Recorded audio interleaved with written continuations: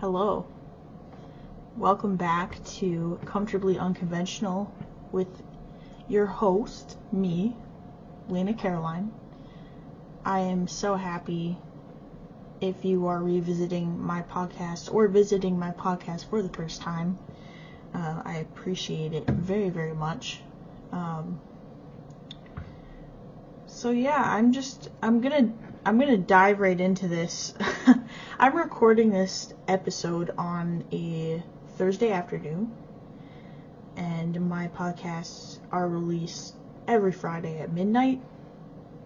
So here we are, doing it in the fashion that I seem to do a lot in, which is extreme procrastination and then doing it last minute. Trying to break that habit.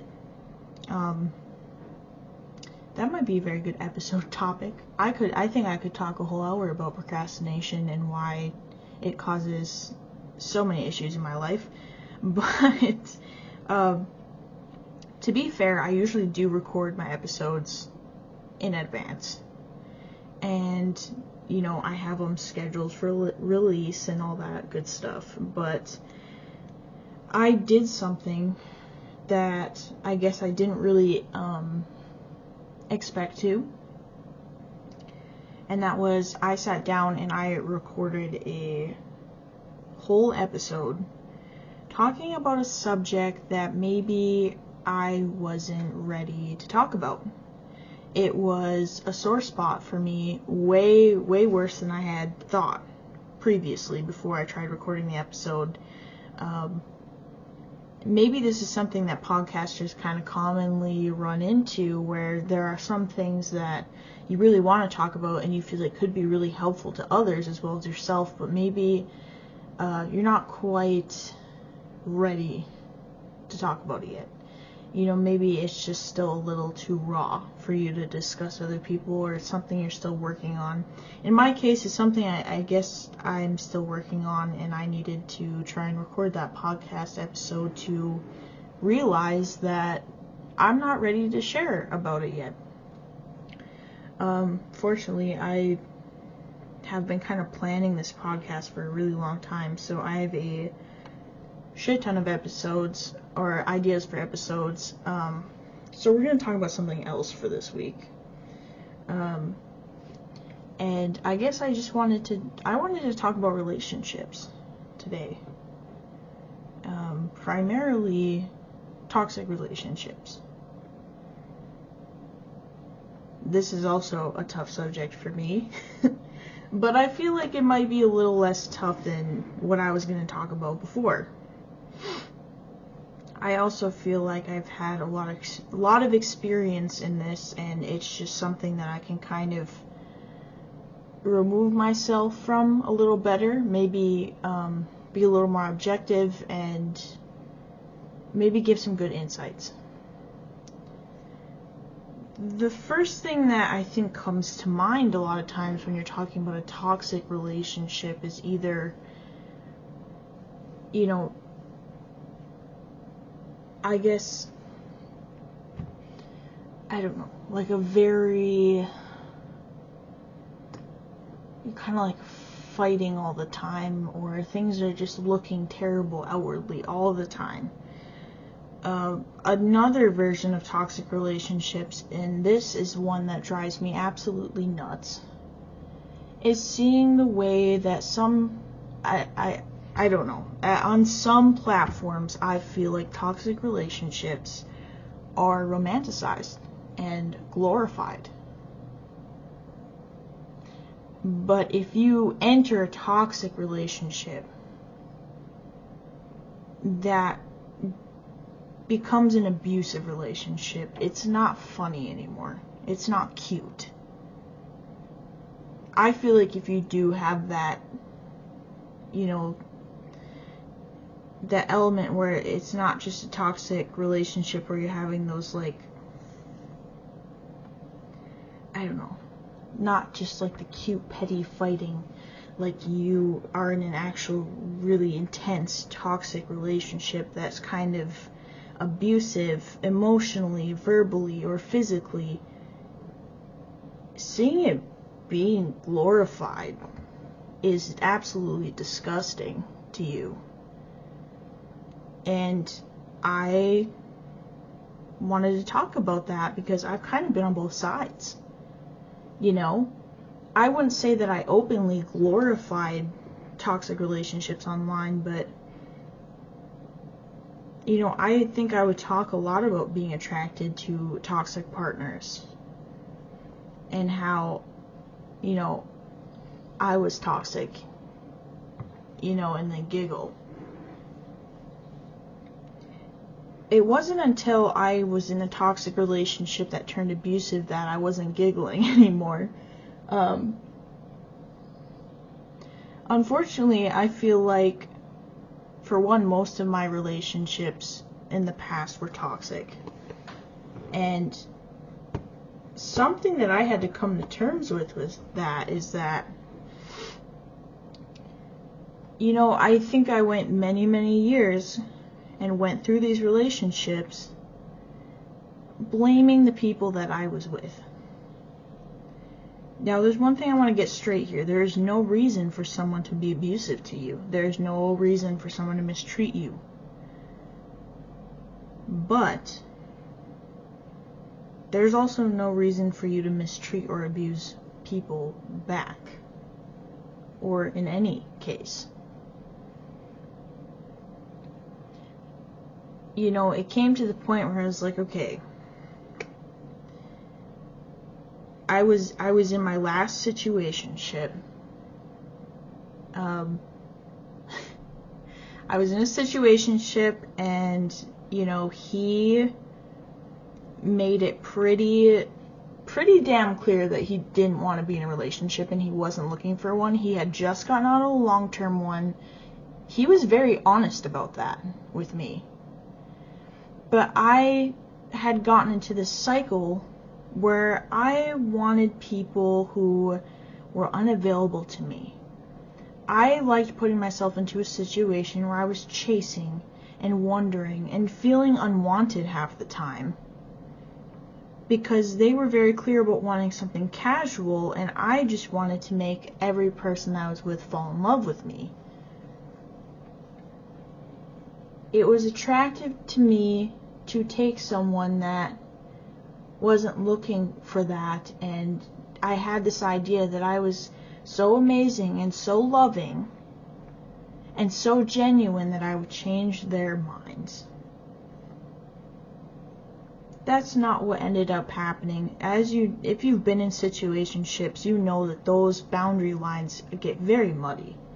You don't know if you're allowed to talk to other people or not. You don't know if you're allowed to sleep with other people or not. Someone assumes that you're exclusive and the other person doesn't. You know, at this point in time, I don't blame this guy for anything that happened between us, because he made it very clear that he did not have his shit figured out and that he didn't want to date me, and I'm the one that continued to pursue in hopes of a relationship. But, you know, he ended up getting with someone else, and I got very upset. I was very hurt.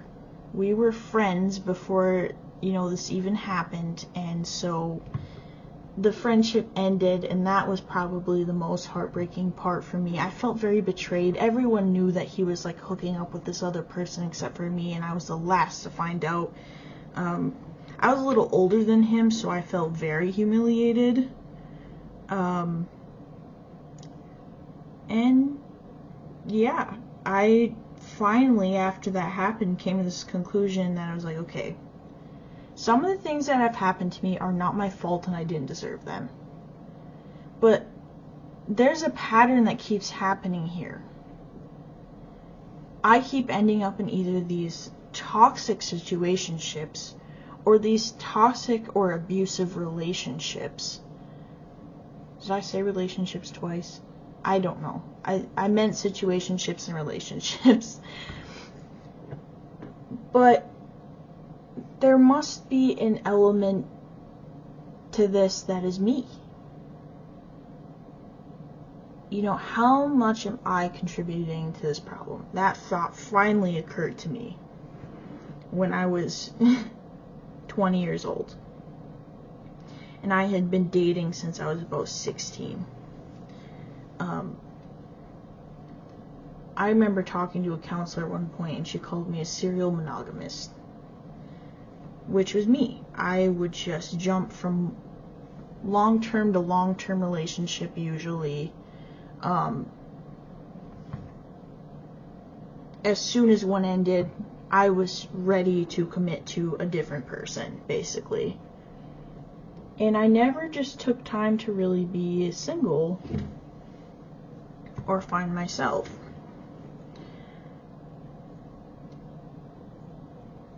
I do feel like that was part of the problem. It was also part of the problem that I was not taking accountability for my part in the type of people that I was attracting. And I played a part in the type of people I was attracting because of who I was as a person at the time. And I had to accept that. Which is a very hard thing to do, because especially when you have some really traumatic things happen to you because of a relationship, or you go through an extremely traumatic abusive relationship, you know, you are a victim. And in my case, I was a victim, but I also victimized myself so completely that I didn't take accountabilities in other relationships, in other areas of my life where I wasn't just a victim. I was playing an active part in these toxic situations I'd end up in.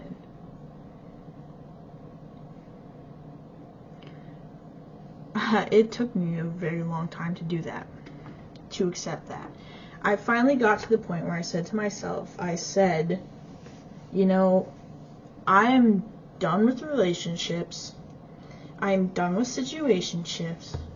I am not going to waste any time on someone that doesn't meet my standards for a partner. They're going to meet my standards, or I'm not going to date them. I'm not going to be romantic with them.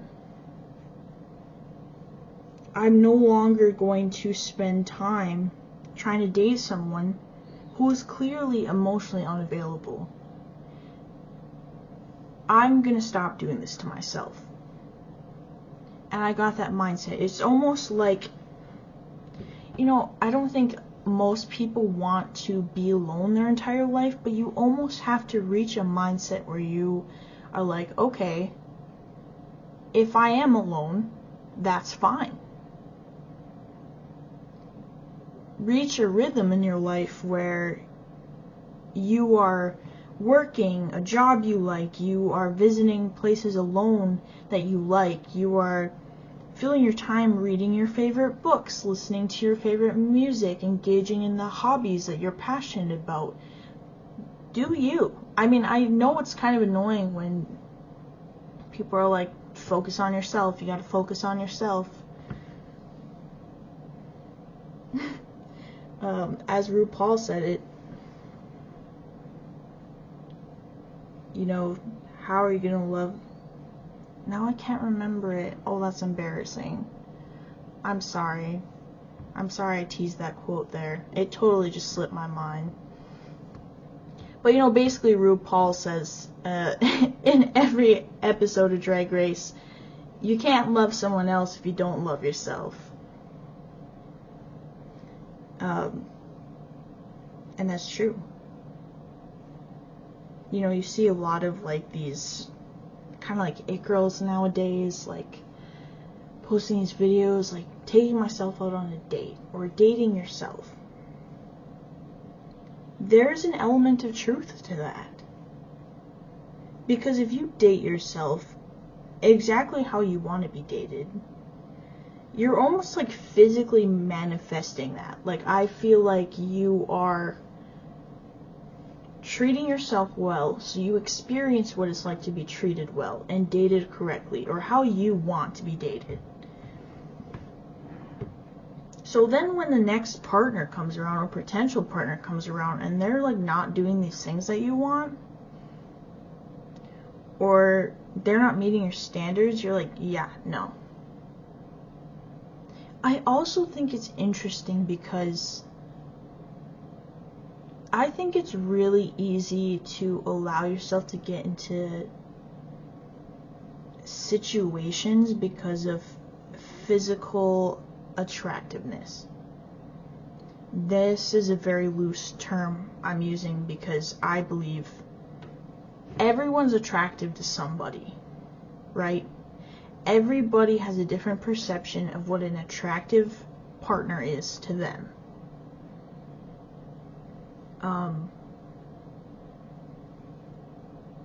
And I've heard girls my age say, you know, if I'm gonna get treated like shit, I at least want to get treated like shit by someone who's hot.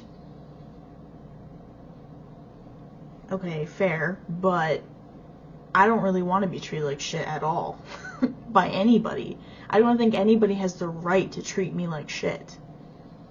I'm sure enough in myself where I can say that I try my best to move through life with good intentions. I try my hardest not to be a shit person, not to be mean to people. I'm not saying I achieved that perfectly, but I'm trying and I'm learning. I think as I learn, I'm doing a better and better job at it. But there's no excuse for that. And I think I, in the past, maybe have allowed people to treat me poorly because at the time I thought they were attractive. Or I thought maybe they were like out of my league, so to speak. But they really weren't. So I feel like part of the big change for me was that I also told myself that I'm not going to tell myself that I have a type or this certain type. When I find a person that's meant for me or well matched for me and they're going to treat me with dignity and respect and hopefully eventually learn to love me unconditionally and I them, that shit is not going to matter. You know, depending on what you're like, I guess like sexuality is, you know, I don't like to say all the time that, oh, like, sex or physicality is a really important part of a relationship. For some people it is, for some people it isn't. I mean, if you're asexual, then being sexual or having a sexual relationship obviously isn't that important to you, which is fine. For some people, a physical attraction is really important.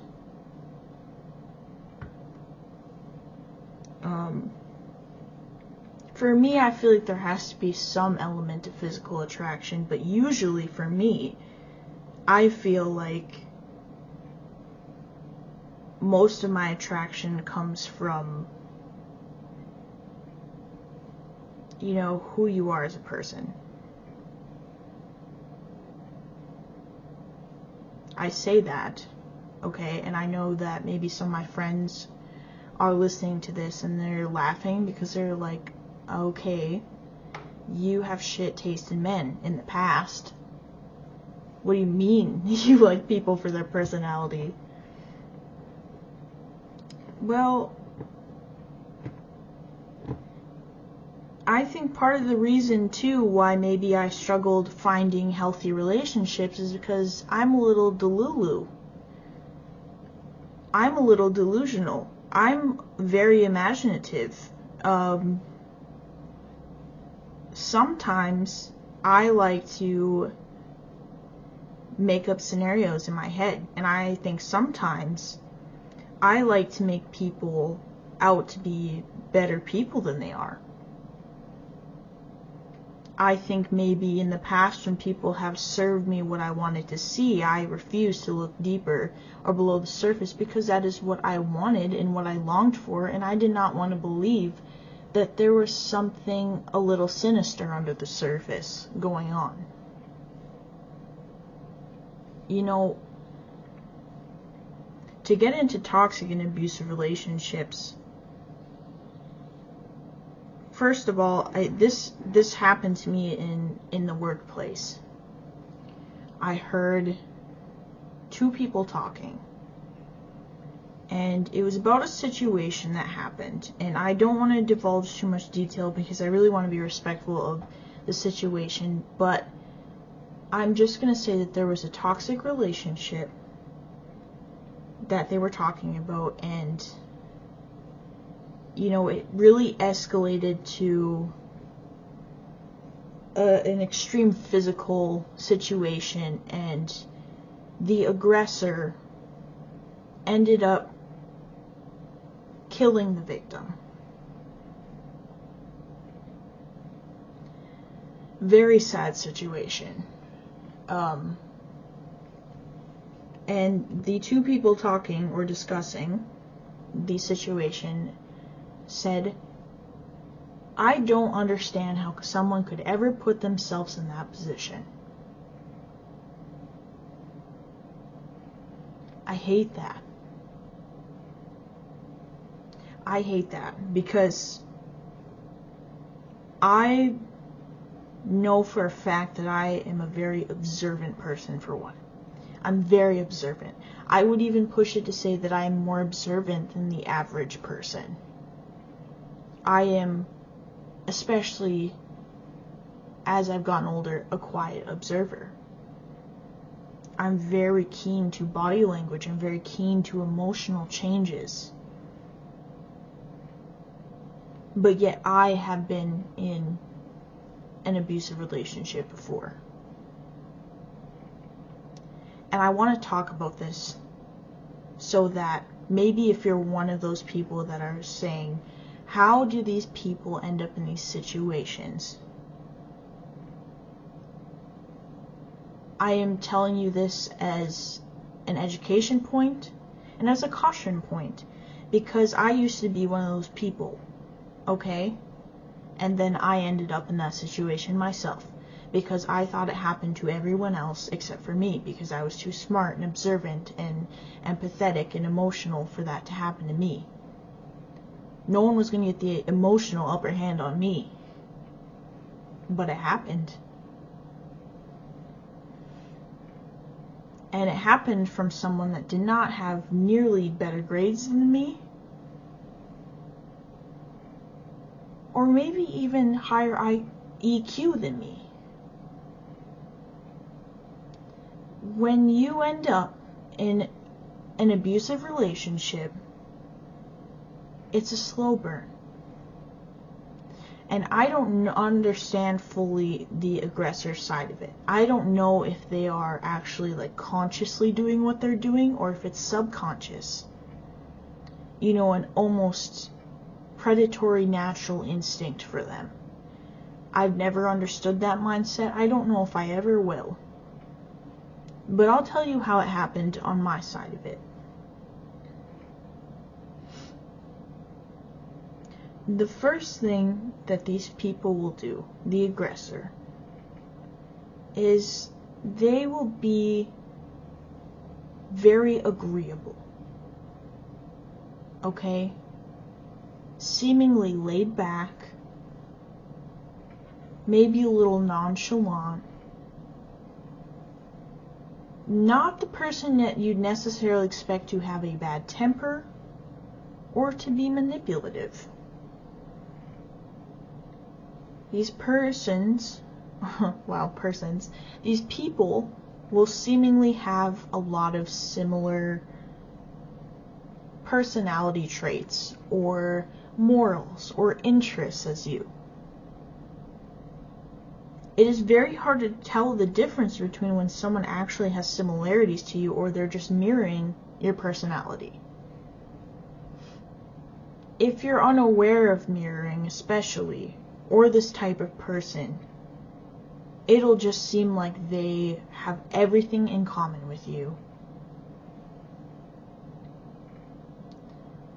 Also, there's the term that has become a little more familiar to all of us nowadays, and it's love bombing. I'm glad the education about this has become more widespread, because this is a very significant thing that happens. I don't think I got more gifts in any relationship than I did in my abusive relationship. And they're very good at being, the type of partner that you would maybe see on social media. I got dozen roses. I got name brand clothes. I got taken out on dates and things paid for. Gifts, love letters, paragraphs and texts.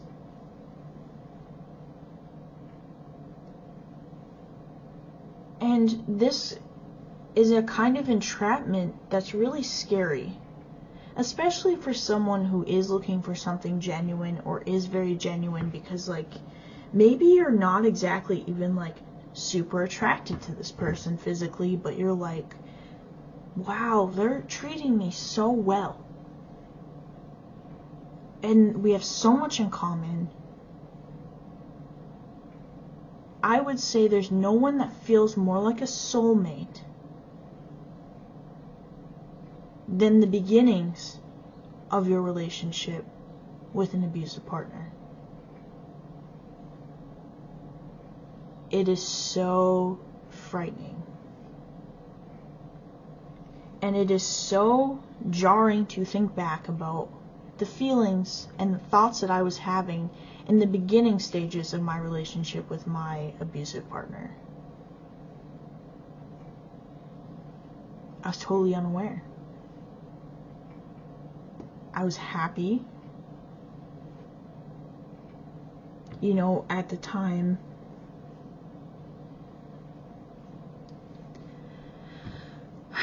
I just thought that I had met my person.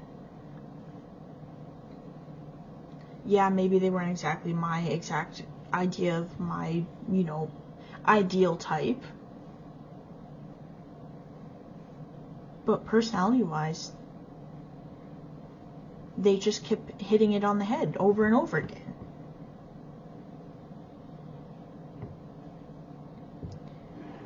And, we ended up dating, and this behavior continued.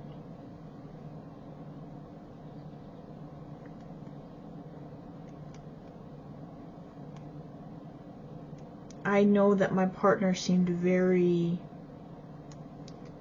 cool to me. Now, in my situation, this particular person had priors, okay?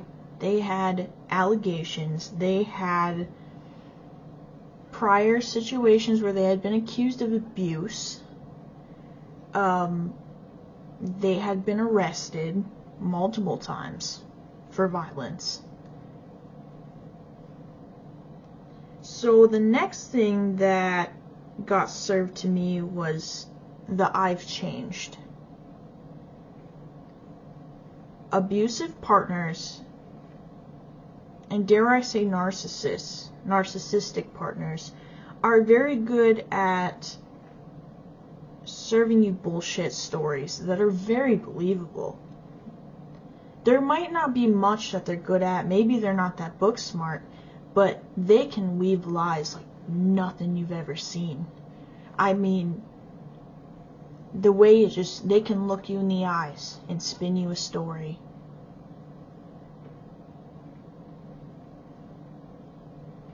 It's crazy because it's like their superpower.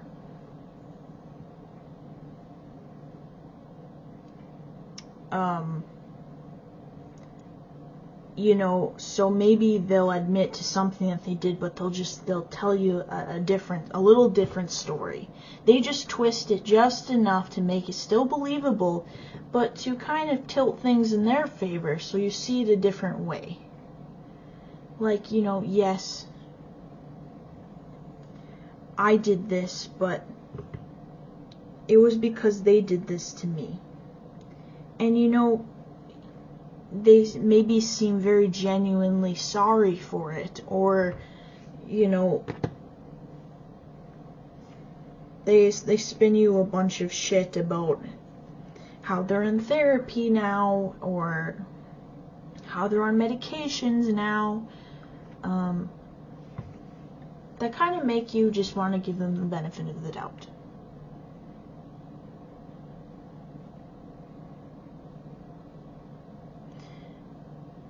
So, now that we've kind of covered all of that stuff, I kind of want to move into, like, the second stage of an abusive relationship.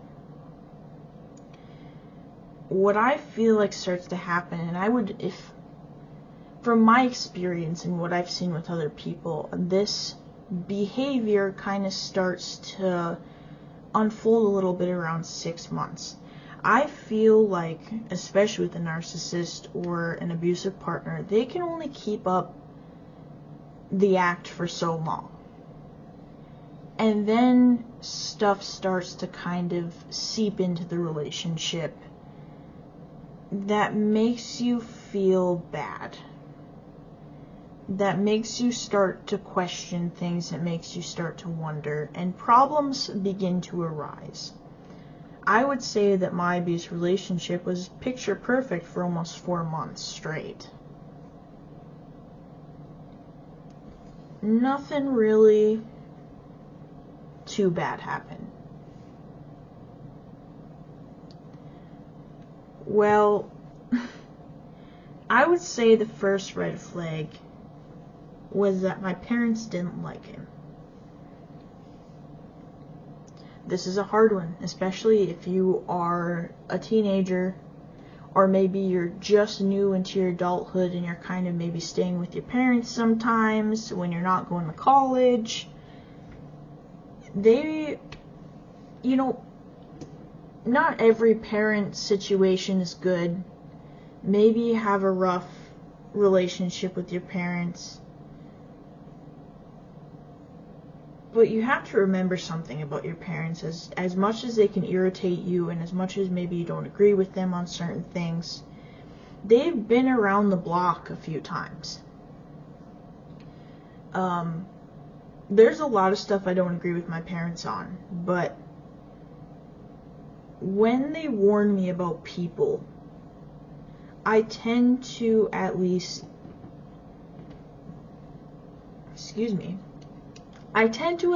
listen to what they have to say when it comes to people nowadays. Because I have learned that they say something because they've probably been in a situation similar at some point in time in their lives. So for you, maybe you're experiencing that kind of toxic relationship for the first time, but they've had 3 of them already and have learned to weed those kinds of people out by certain indications that you don't have yet. You have to keep in mind that most of the time, your parents are not trying to ruin your life.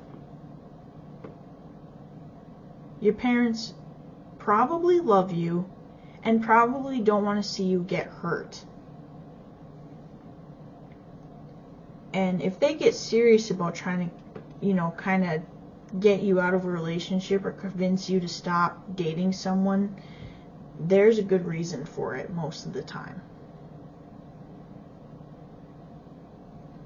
My abusive relationship caused many fights between me and my parents because they were trying to get me out of that situation before it got really bad. Unfortunately, by this point, I had already kind of allowed myself so much vulnerability to my abuser that I was just like, there was other aspects that made this a little more complicated, but, I didn't really listen to anything they had to say.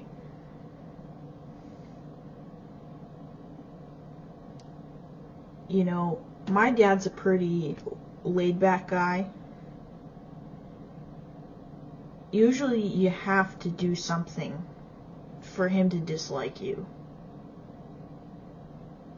He did not like this person off the bat, basically. I made up every excuse in the book in my head for why they didn't like him. And it was for every single reason but the fact that he was not a good partner and that he was not a good person.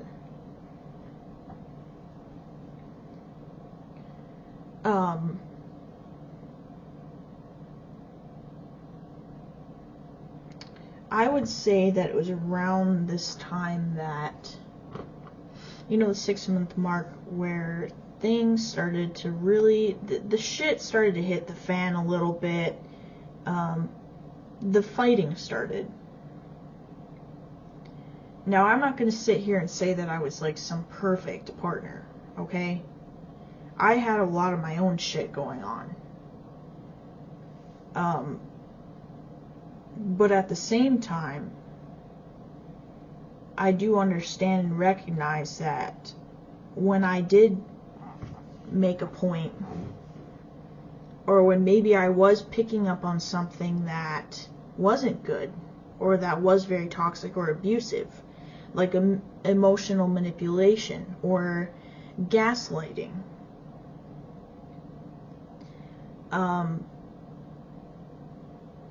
I would just get gaslit more. So this was something that was very common in my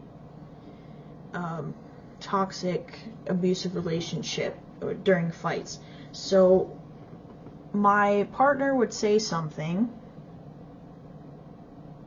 really fucked up, right? Something really fucked up to me.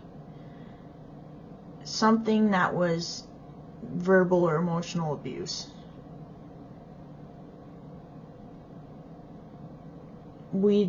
Something that would make me angry.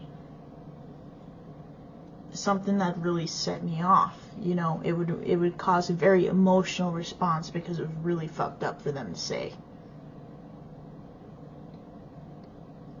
Not even 5 minutes later, if I said, "Why would you say that? Why do you think it's okay for you to talk to me like that?"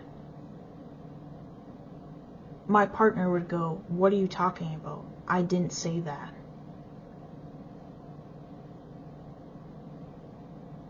There was so many instances that I felt like I was actually losing my mind.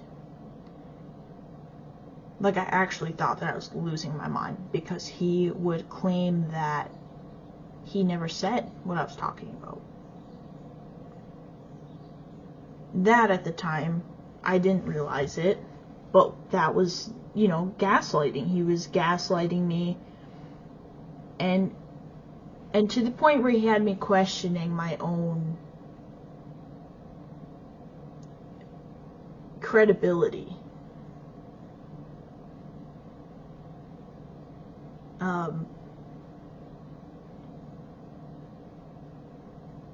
And I couldn't get him to take accountability for what he did, so I'd almost just kind of like let it go.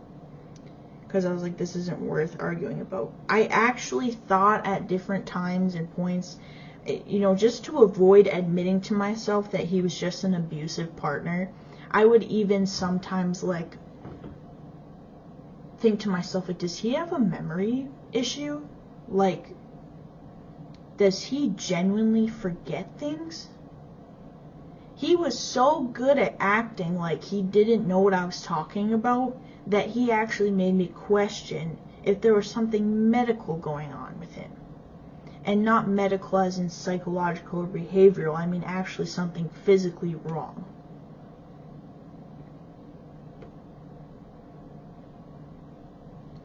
That was part of what,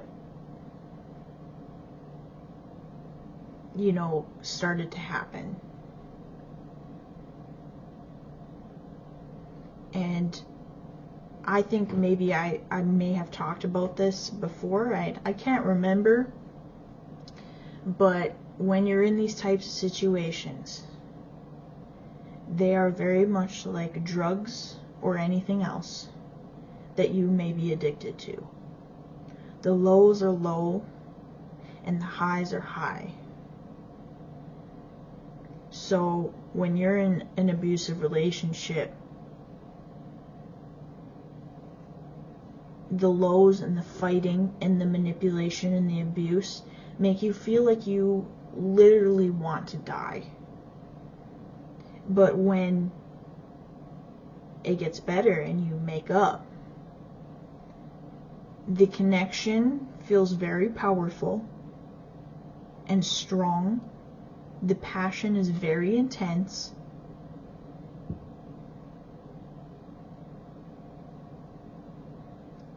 To the point where it makes you want to forget about everything that happened. And that kind of is what happened to me, is that when I'd feel that passion, it felt like I was being loved like I'd never been loved by anyone before, which was everything I'd ever been looking for. So I fell for it over and over and over again. And I fought through the lows so that I could experience the highs again and again. The bad thing about abusive relationships is, in most cases, the price that you pay to experience those highs becomes steeper and steeper. To the point where it can eventually cost you your life. And actually, my mom tried to warn me of that very, very early on, and I didn't listen, because I was like, I'm from this small ass town, this isn't Law and Order, Mom. This doesn't happen. This isn't happening to me. I'm fine. You're being exaggerative.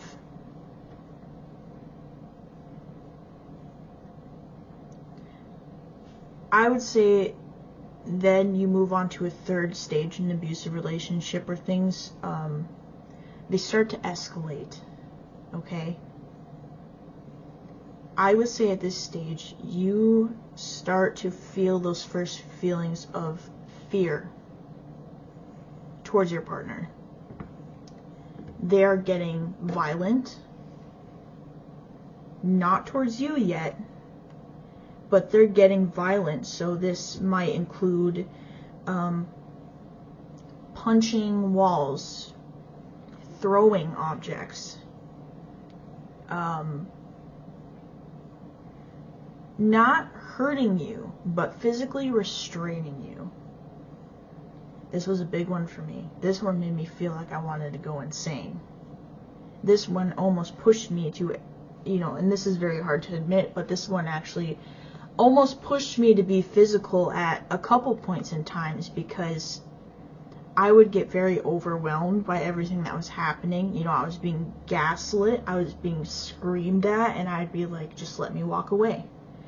Please just let me leave for 15 minutes. Let me take a walk. Let me, cool off so that we can revisit this. And my partner would actually physically restrain me from leaving a room or leaving the house.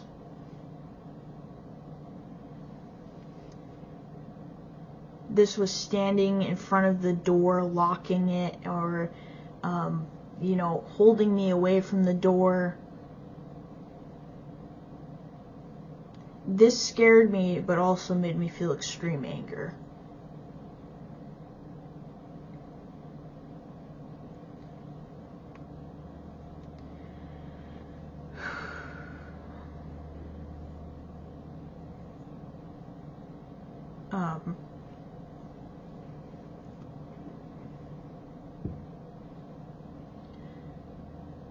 Sorry.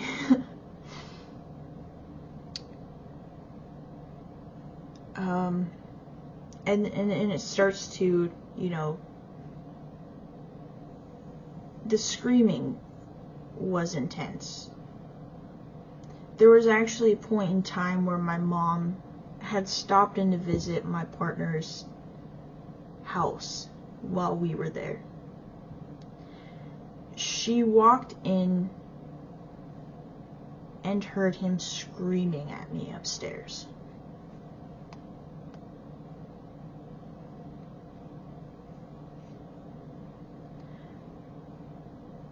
I guess that he was verbally threatening me, but I didn't even understand that this was happening. I don't know if I was mentally blocking this out, or, you know, if I just went to another place when he got like that with me. I do remember there was a lot of times where he would start screaming at me, and I would just, like, I guess disassociate, so I didn't feel what was happening.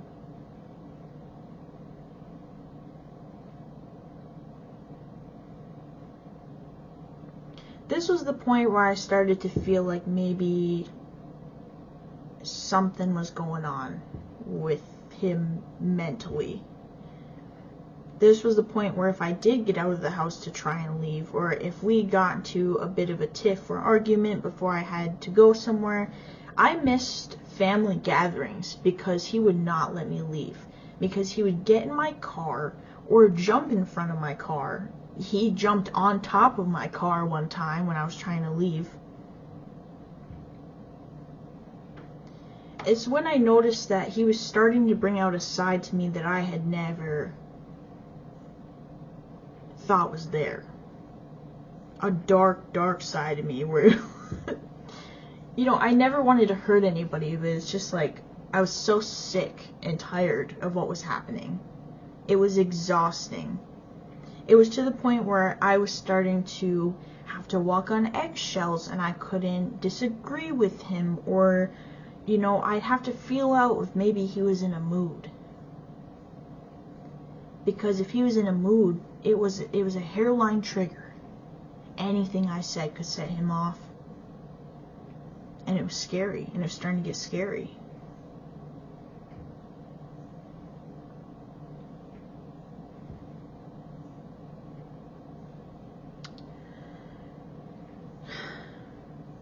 Maybe, I think maybe around this time was when I finally started to think that maybe I was in a bad situation. The friends that I had despised him. My best friend absolutely despised him. You know, I love her. She told me straight up, you know, not only does he not take care of himself, but he, you know, screams at you and is violent. This is not a good situation. You need to leave. I started spending a lot of time curating how I was going to leave him. Because initially I suggested that we break up. Here's the catch. When you try to leave an abusive partner, they are going to do anything that they can to make you stay. Anything.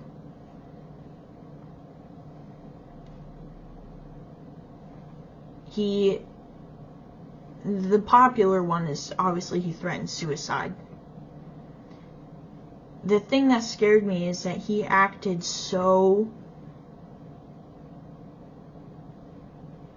mentally unstable that I believe that he'd actually do it, which made it so much more scary. Because I think a lot of times people say, oh, when your toxic partner or abusive relationship partner, when they threaten to commit suicide, they're not going to do it. It didn't feel like that, okay? It did. When you're with someone who is very likely clinically insane, the hard part is not that. It's the fact that you fully know and believe that they would probably go ahead and do it. And you ask yourself, how would you handle this situation if you knew that they tried to take their own life because you wanted to break up with them? Now, what I failed to understand at that time is that in that situation, you know, there's not really anything that I could do about that. I had to get out. But instead, all I could think about was the fact that he was threatening to kill himself. I thought that he would actually do it, so I stayed. And I thought maybe if I could encourage him to speak with a therapist, maybe get on some medications, maybe stabilize, that I would be able to finally leave him.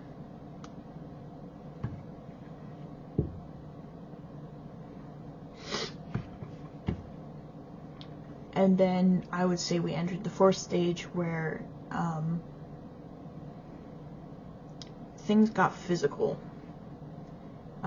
I had a kind of a falling out with my family, and unfortunately, I ended up played right into his hands. I ended up moving into his house.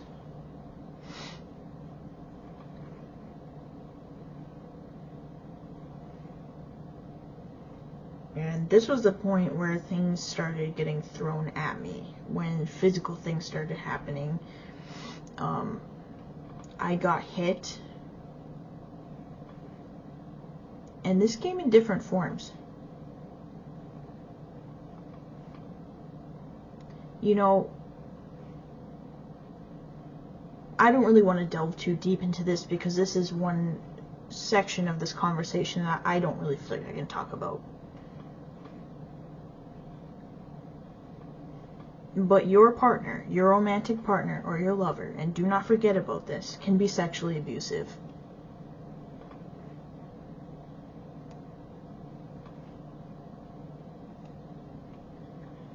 That's all I'm going to say on that. But yeah, stuff ended up thrown at me. I ended up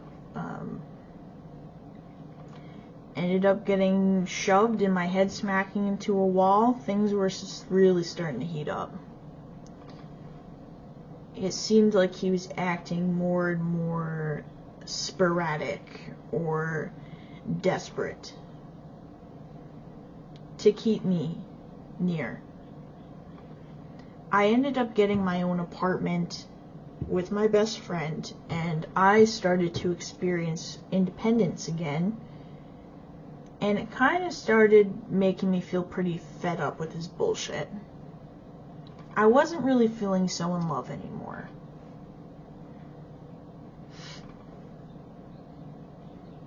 And specifically, I remember that there was one night that I was actually working. I was like cleaning cabins at this time for a job, for a little side hustle to help me get through college. And it was me and my best friend, like my roommate, and we had invited one of our mutual friends over for the night, and we were gonna have a girls' night.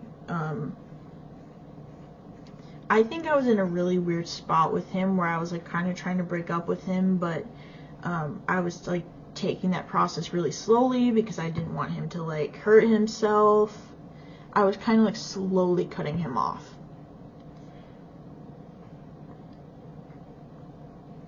At least that's what I was telling myself.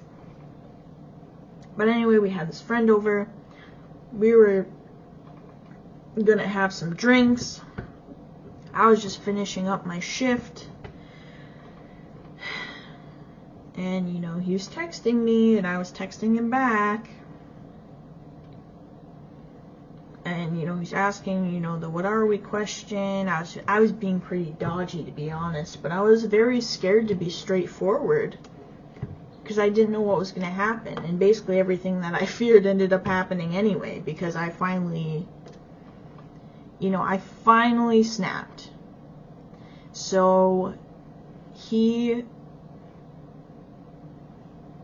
was texting me and I said, listen, I don't think we should be together anymore. I really think that it's time for us to end this relationship. It's not working.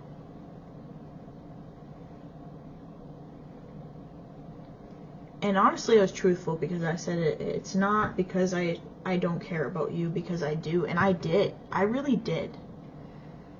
Regardless of everything that he did to me, he also told me a lot about his past. It was very traumatic. He had a ton of trauma. And I empathized with that, and I felt bad for him. And because of that traumatic past, I made a shit ton of excuses for him to act the way that he did.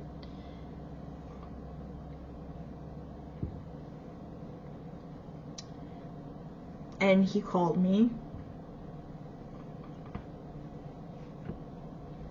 And, you know, he just kept saying that he was gonna come and visit me. I think he lived like an hour away from me at that time. He was gonna come up and we were gonna talk that night. And I was like very calmly I said, you know, I have company tonight. We're gonna have a girls' night tonight. I really think that maybe I have tomorrow off. We can totally meet tomorrow and we can talk this through in person. Very agreeable, very reasonable. I was not angry yet at this point. And he kept saying, no, I need to see you. Let me just come up and talk to you, blah, blah, blah. And I was like, I was at the end of my rope. I was setting a boundary. And I said, no, I have company tonight. I don't want you coming up here tonight. We can talk about this tomorrow. It can wait.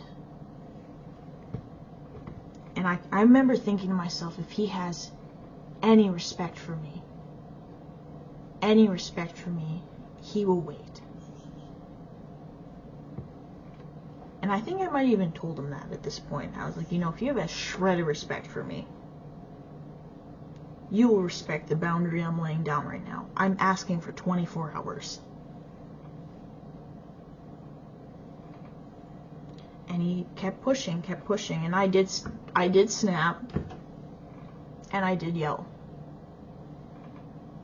Although I don't really think that is an excuse for the events that happened to me after this point, but I snapped and I said, this is the reason that I'm leaving you.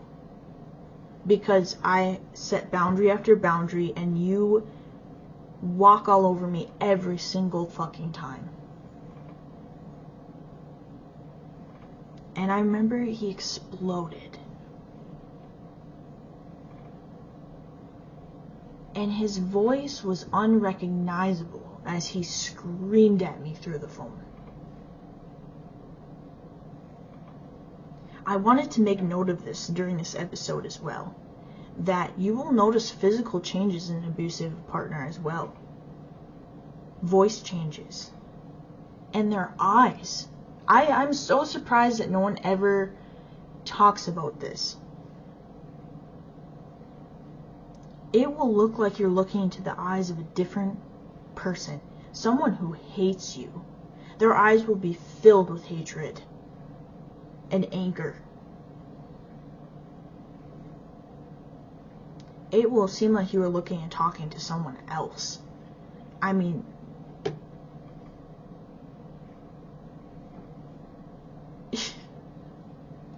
I remember I almost thought that he needed like an exorcism. This is how much his voice changed when he screamed at me, and I will never, ever, ever forget that sound.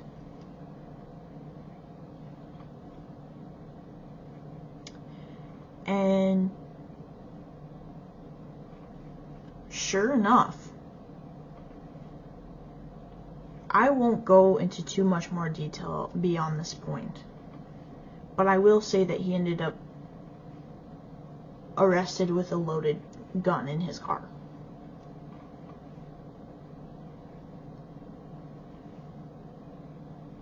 And it was only at this point, only after that happened, and I discovered that information, that it hit me that he never loved me. The only thing I think that really kept me going in that relationship is that I believed somewhere deep down in there, that he loved me, that he cared about me, and that if it really came down to it, regardless of all of his problems and all of his issues, that he would never hurt me. Because that's what he told me. And that most certainly wasn't true. Because when you are with a narcissistic, abusive partner, they really do have the mindset that if they can't have you, no one can. And if they're going to go down, they're going to take you with them.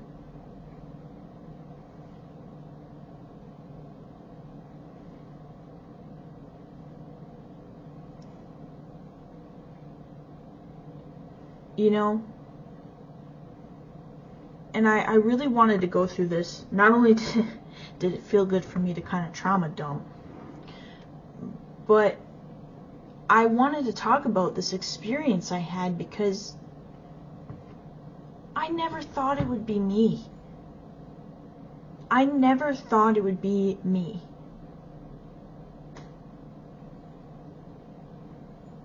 I never thought that I'd allow myself to enter a situation like that, nor stay in one for so long, and let it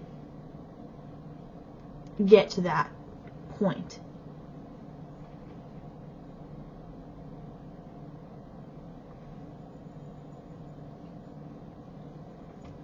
You know, you have to be careful, and this is why I went through this entire situation with you guys, because if maybe you haven't gone through this type of situation before, and maybe you think that this could never happen to you, please be aware. Your friends and your family, they care about you. And if they're sitting you down and saying, if you stay with this guy, you're going to end up severely hurt or severely dead, for lack of a better term, they're probably not being dramatic, okay?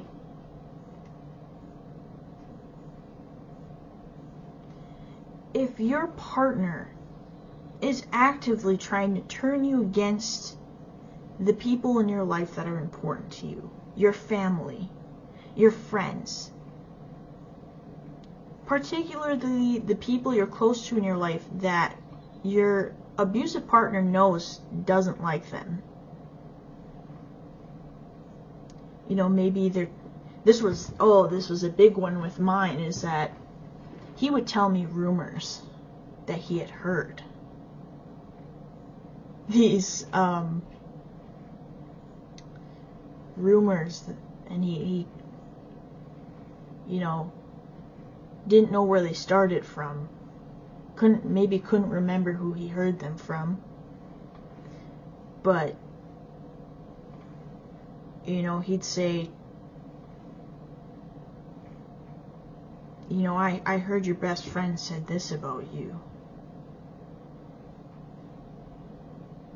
You know, I advise you maybe to not trust them, or maybe to spend less time with them. You know, your partner, your abusive partner, won't be that straightforward about it, but in a way they'll weave it, you know, in a way that makes you maybe consider distancing yourself, and therefore pulling you closer to them.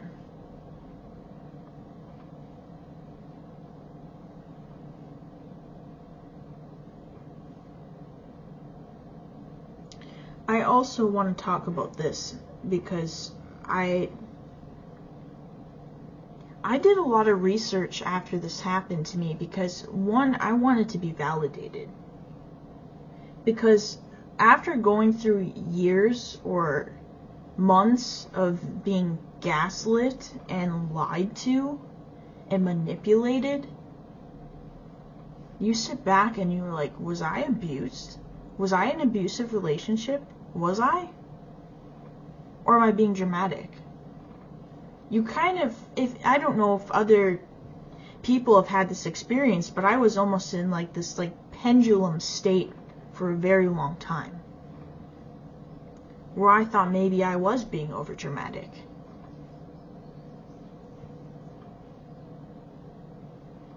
Somehow.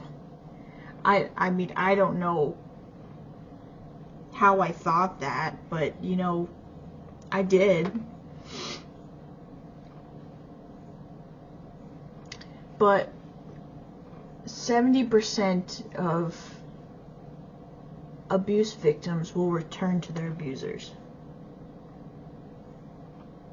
And I know some people are thinking, I don't even understand how people end up in abusive relationships in the first place, but if they end up in an abusive relationship and they survive it, why the fuck would they go back? Well, let's talk about it. There's a lot of reasons. And I did it too.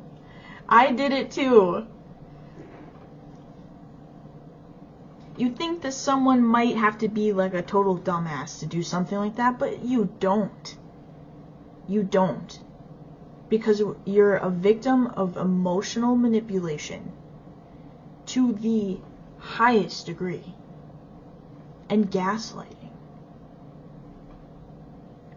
A lot of times abusers will wait for the dust to settle a while. Maybe they finally get out of jail or a psychiatric unit or both, wherever they ended up, and they'll try and contact you.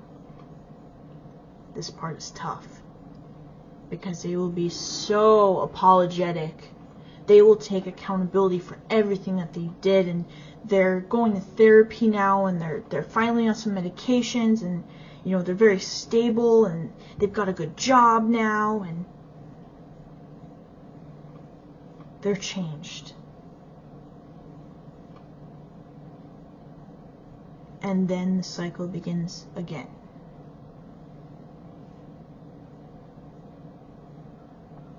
Fortunately, in my case, I did get a little bit wiser because I spent some time with that partner again. But in my mind, I said, alright, if he's really changed, let's test things out. Maybe that's a little emotionally manipulative of me, but I wanted to see,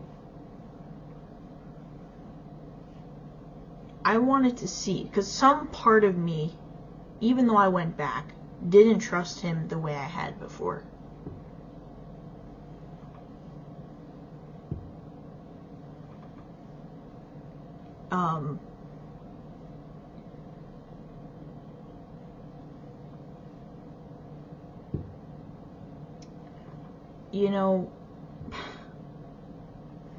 Fortunately, things didn't get too intense, but I noticed once again that he was telling me about these rumors that my friends were spreading about me, and then he got into a violent altercation with someone that I had talked to while we were apart, and then, I found out he was indeed not in therapy or on medications, and he was partying a lot, and then, he was telling me that he wanted to be with me, and that I wasn't, we were going to be exclusive or whatever, and I wasn't, sleeping with anyone, and then he was, screwing random people, and I remember I just walked and I left, and I never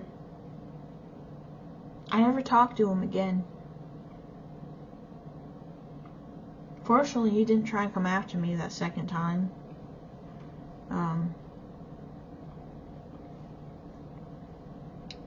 I remember he sent me a long paragraph after I left, and I remember I think I just blocked him.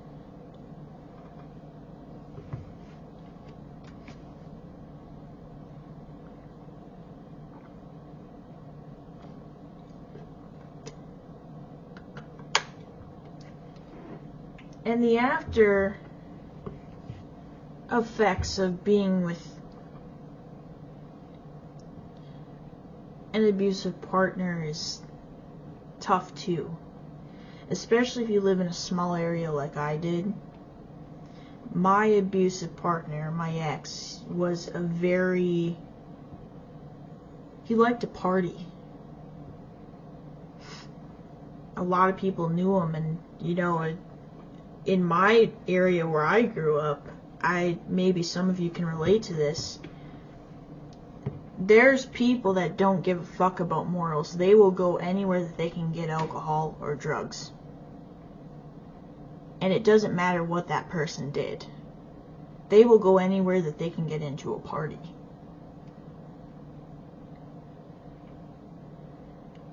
He was known to party. He was known to throw big parties. I probably went through one of my biggest party stages being with him.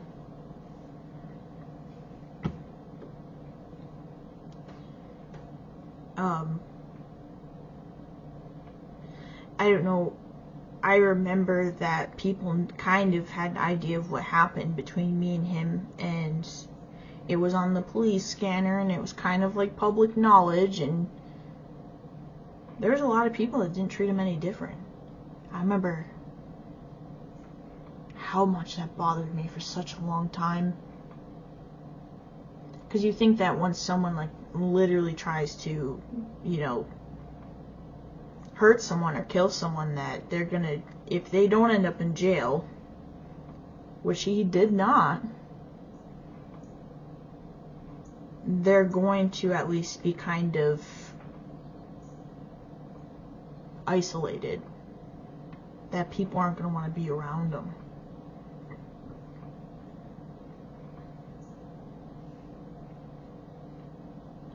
That didn't happen.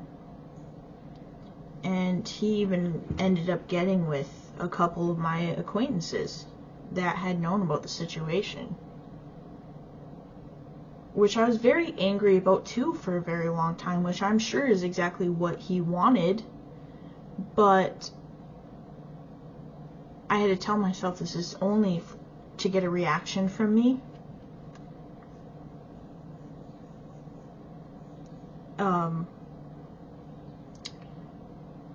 And I knew that he was a good liar. I knew that he was a good manipulator. And I knew that he would probably have a way of twisting things around. And for someone that hadn't been through that shit, or didn't know any better, or didn't want to know any better like I did, they might just believe him. And that's not really their fault.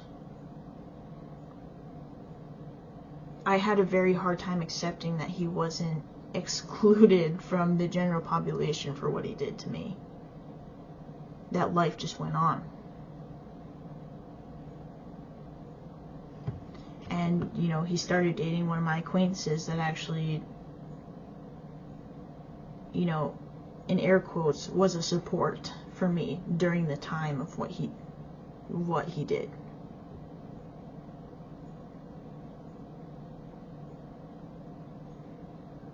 I will give you a word of advice if you were in a similar situation where maybe you try to reach out to the new partner of your abusive ex.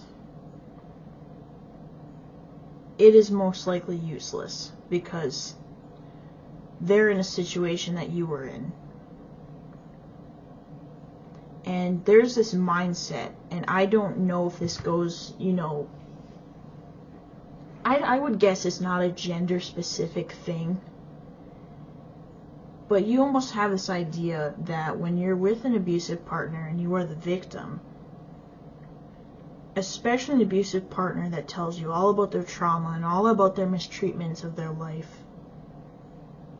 and how everybody just didn't know how to love them right, and blah, blah, blah. You think that you're going to be their savior and you're going to love them like no one has loved them before. And that is going to be, you are going to be the one to tame the beast. And the more people tell you that you can't, the more you want to do it. Which is what happened to me. I reached out to my acquaintance and I said, listen, like, my experience with this was very real. And I got called toxic, and whatever lies that he had twisted about me had been poured into her ears. And it's easier when you're the current partner to believe that all the exes are the monsters and, you know, the person that you probably love is not. It's a very difficult situation. It's very tough to accept. The best thing you can do is completely exclude yourself from the situation and let time do its thing. Let karma do its thing. Because, you know, I truly, spiritually don't believe that someone can just traumatize people and abuse them and manipulate them and get away with it forever. One of these days, those people are just going to pick on the wrong person. They're going to hurt the wrong person. They're going to attempt to physically hurt the wrong person, and they are going to pay a price for it. I have found peace in this situation and accepted it. And, you know, does part of me always hope that someday I will hear that he's in prison for, you know, what he does? I do. I think that's where those people deserve to be.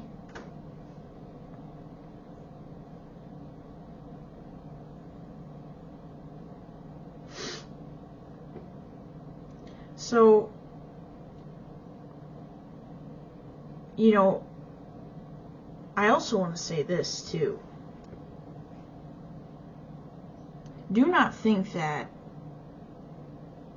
it is just men who can be the abusers. I've met some extremely narcissistic and abusive women in my lifetime. I've seen long-term marriages where men, twice the size of the woman, are victims of domestic violence and toxic relationships and abuse. It is not one specific group of people that is, you know, that are affected by this sort of thing. So at the end of all this, and at the end of sharing this extremely sad story with you, I hope that you can take away something from this. Whether it is signs to look for, whether it is to be maybe a little more observant, maybe a little more objective. I see a lot of stuff online about being delulu, about being toxic, or, you know, thinking it's cute to be like, I'm crazy. It's not that cute. It's not that cute when you can actively change your romantic partner, or honestly, it could be to your family, it could be to your friends. You can be abusive to anyone that's close to you, or not. I want you to hear this, that when someone is abused for a long period of time, or they undergo, you know, trauma or traumatic events for a long period of time, it can literally change the chemicals in someone's brain. Okay? So when you abuse someone, or when someone is abused, or undergoing trauma, or traumatic events in their lives, they don't always just get to walk away from that scot-free. Sometimes they end up with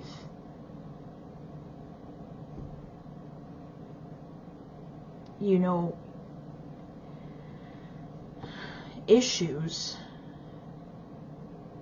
that follow them or stick with them for years after they leave that situation.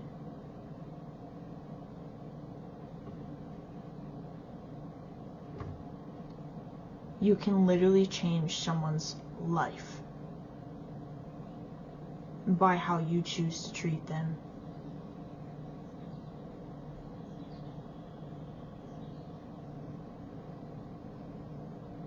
So please, please, please, be self-aware. Be aware of others. Keep yourself safe. Your heart is not always the best indicator, okay? Your feelings and emotions are not always the best indicator. But if you have a feeling in your gut, that's instinct warning you about something. Those aren't always butterflies. Sometimes it's anxiety. If you're unsure about your situation, whether you think that you could maybe be emotionally abusive or you're the one being abused, seek out help. Talk to a therapist. Talk to a counselor. talk to a trusted adult. Or there's other help available. You can speak with the National Domestic Violence Hotline. Their hours are 24/7. They can speak to you in English, Spanish, and 200 plus other languages through interpretation services. You can go on the website. You can live chat with someone, or you can text message them. You can text message START, START, to 88788. Or you can call someone at 800-799-7233.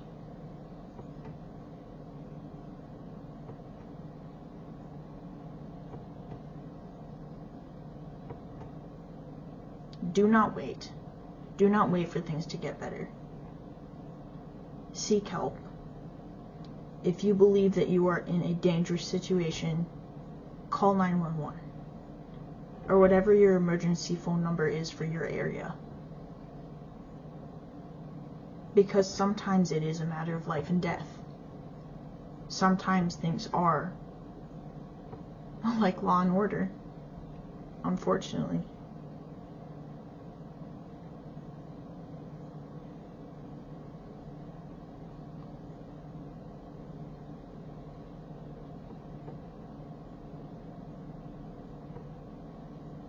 I hope that you were able to gather something useful from this episode. I know it was a heavy one, and I appreciate you sticking through it with me. Maybe we'll have a lighter topic for next week, but this is something that I really wanted to talk about because I'm very passionate about it, having been put in that sort of position.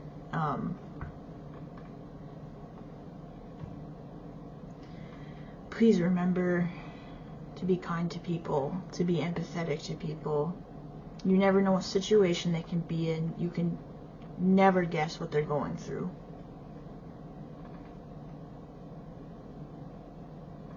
Assume the worst, hope for the best type of thing. I think that's all I have for you guys today. So thank you for listening. One more thing I wanted to talk about before I head out here. You may notice if you're checking out my YouTube channel or maybe TikTok, Instagram, I am not doing a video portion for every podcast episode. I'm sitting here trying to remember if I talked about this at the beginning of the episode or not. If I did, I'm sorry. I'm just going to retouch on it one more time.